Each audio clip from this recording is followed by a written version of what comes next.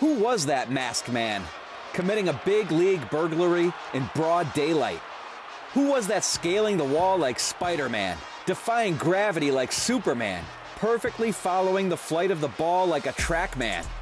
You saw the play of the year, the play of the decade, the play of the ever? So let's get to know the man behind it. His name is Denzel Clarke, an athletic in every sense of the word. And in less than 3 weeks as a major leaguer with the A's, this 25-year-old center fielder has immediately established himself as the most dynamic defensive talent in MLB. Clarke hails not from another planet, but another country, Canada. He was born in Toronto in 2000. Now, if you'll indulge us for just a moment, way back in 1989, Clarke's hometown team, the Blue Jays, traded a Gold Glove winning all-star outfielder named Jesse Barfield to the Yankees. The very next year, Barfield hit a high fly ball to left center field at Yankee Stadium, where a young Mariners center fielder named Ken Griffey Jr. chased it down. Leaps high in the air, and he's got it! An incredible catch by the kid! He takes away a home run from Jesse Barfield, climbing the wall in left center field. That was one of the greatest catches ever. 2 years later, in Toronto, in the World Series, Brave slugger David Justice belted a ball to deep center, and in this case that's C-E-N-T-R-E, and Devon White did this. Racing back to the warning track. Great catch up against the wall. Look at that catch. My goodness. That, too, was one of the greatest catches ever. There was also once an outfielder named Dwayne Wise, whose career began in Toronto in 2000, the year Denzel Clarke was born. By 2009, Wise was on the White Sox, whose starting pitcher Mark Burley was in pursuit of a perfect game in the 9th inning when this happened. Wise back. Makes the catch! What a play by Wise! Mercy! That, too, was one of the greatest catches ever. Okay, so that's 3 of the undisputed greatest catches ever, all with an admittedly forced but nonetheless noticeable connection to the hometown of our guy Denzel Clarke. All of which is to say, maybe there's something in the water up there. But just as importantly, there is something in Clarke's DNA. For one, he has baseball in his blood. His cousins are the Naylor brothers. Josh, the slugging first baseman for the D-backs. Gone! A grand slam for Naylor! A game saver! And Bo, the young catcher for the Guardians. Hammer! Right field! Smith's back! He's out of room! It's out of here! Clarke didn't even take up baseball until the age of 10. He did so at the urging of the Naylors. Safe to say, they nailed it. But that's just the beginning of this athletic background.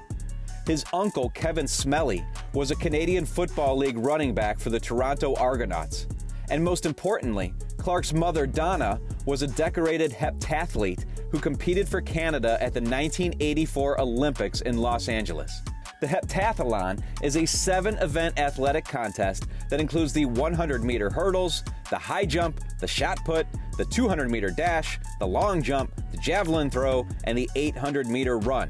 Put a heptathlete in a baseball uniform, and you might come out with something like what we have here in Denzel Clarke. At 6'4" and 220 pounds, he is an absolute physical specimen. But in baseball terms, because of his late start to the sport, he was still very, very raw by the time he was drafted by the Mets in the 36th round, a round that no longer exists, in the 2018 draft. Clarke at that time opted not to sign, instead pursuing his college career at Cal State Northridge. In 3 seasons with the Matadors from 2019 to 2021, Clarke hit .298 with a .947 OPS.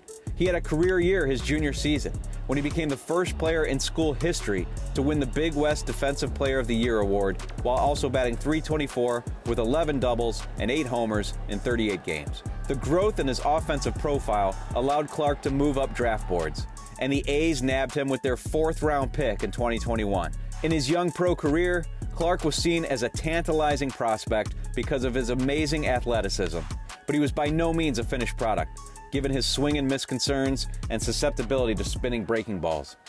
Still, when the A's went into a prolonged funk in May, they set out to shake up their lineup, and they gave Clarke the call from AAA Las Vegas, where he had hit a respectable .286 with an .855 OPS. The A's were most interested in improving their center field defense, as J.J. Bleday's -5 outs above average at the position ranked near the bottom of MLB.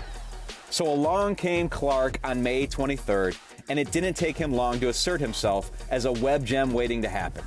It was in Clarke's very first inning in the majors that the Phillies' Nick Castellanos sent a liner to left center that Clarke seamlessly raced down. That ball had just a 35% catch probability, but you wouldn't know it from how easy Clarke made it look. And that was nothing. The following week, the A's traveled to Toronto, Clarke's hometown. He had about 200 friends in the crowd over the course of the 4 games at Rogers Center, and of course he wanted to put on a show for them. And on May 30th, he put on a show for everybody when Alejandro Kirk hit one deep. Back towards the wall and leaps up for the catch! Oh my God! Denzel Clarke showing out back on his home turf. That ball was hit a projected 407 feet. It would have been a homer in 11 of the 30 MLB ballparks, but not with Clarke in pursuit. The catches have kept coming from there, each more incredible than the last. On June 6th, the A's were facing the Orioles, and Jorge Mateo scorched one into the gap in left center. But with Denzel Clarke, there is no gap. Did he catch that baseball? Oh my goodness, he caught the baseball! Oh my God! That crash into the wall earned Clarke a minor shoulder injury, but also an out. This catch, like the Kirk robbery before it, was named the Electric Play of the Week presented by Chevrolet. And at this rate, they might as well name the award after Clarke, because on June 9th, he did it again. The setting was Anaheim, where, it should be noted, for a reason that will become clear in a minute, an awesome outfielder named Torrey Hunter captured 2 of his 9 career Gold Gloves. So it was the first game of the series between the A's and Angels, and it was Clarke's first visit to Angel Stadium. Before the game, he did his batting practice routine in which he times his steps from the warning track to the wall, mentally calculating the distance of space available should he need to chase down a deep drive. Sure enough, in the very first inning, a deep drive arrived. It came off the bat of Nolan Schanuel and traveled 398 feet from home plate. And then Clarke on the move back after he stepped toward home plate and makes another catch! Oh my God! can we watch that again? He climbs it! He caught it! I can't believe it! Okay, one more time. You can't believe what this kid is doing in center field. Torrey Hunter summed up the catch perfectly on X, where he wrote, "This has to be one of the best catches I've ever seen, and I've seen my share of home run robberies." Indeed. That's basically as close as you can come to toppling over the wall without actually doing so. No wonder the ordinarily stoic Clarke let out a roar. I always have like the first time playing at this ballpark, okay, my first play is going to break the ice for me. That's what I always think at every ballpark. Crazy play to break the ice. The ice is broken, the mold is broken, and the secret is out. The A's have a human highlight reel. A man who might have already locked up the Gold Glove. Or at worst, a reputation as a home run thief, the likes of which the game has rarely seen. Clarke called his heist against the Halos the greatest catch of his life, which itself is saying something. We'll leave it to the viewer to decide whether it's the greatest catch of all time, but it's at least in the conversation. So consider this brief biographical journey our contribution to the conversation. It'll tide you over until Denzel Clarke makes another incredible catch, which should happen any minute now.